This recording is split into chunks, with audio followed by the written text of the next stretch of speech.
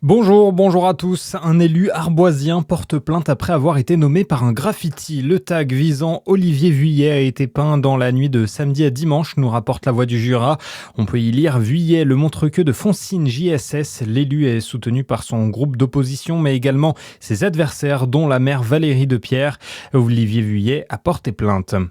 Un incendie avait déjà ravagé plus de 4 hectares hier au soir à Fleuret-sur-Ouche.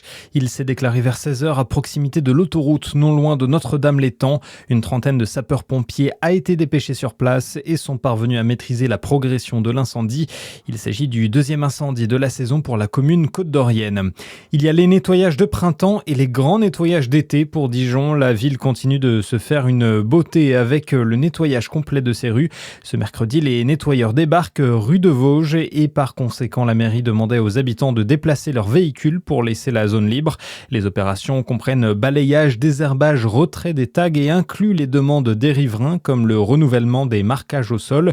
La mairie précise également que l'eau utilisée pour le nettoyage est de l'eau de récupération non potable.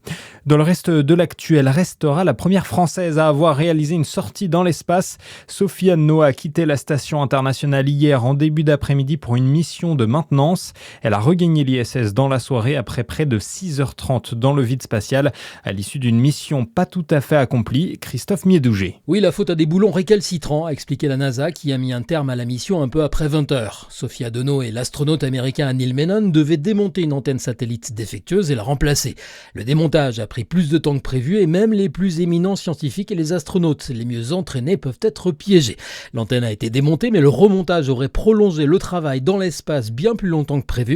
Fin de mission, retour dans l'ISS. C'est dans le sas de décompression de la station que Sophia Deneau a pu déclarer son bonheur après cette sortie extravéhiculaire.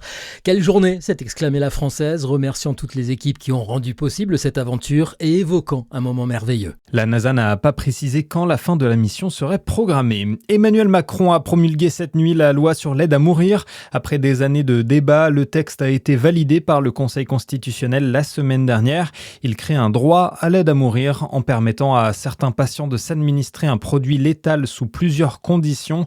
Le patient doit notamment être atteint d'une affection grave et incurable en phase terminale ou avancée et être capable d'exprimer un choix éclairé jusqu'au dernier moment. France 5 pose ses caméras en Côte d'Or avec l'émission Échappée belle qui va tourner plusieurs séquences d'une future émission à partir de ce mercredi 19 août et jusqu'au 27 août. L'épisode mettra l'accent sur la route des Grands-Ducs de Bourgogne dans le cadre de ses 90 ans l'an prochain. Patrimoine et savoir-faire locaux seront mis à l'honneur. L'émission devrait être diffusée courant 2027. À suivre, votre météo sur Fréquence Plus.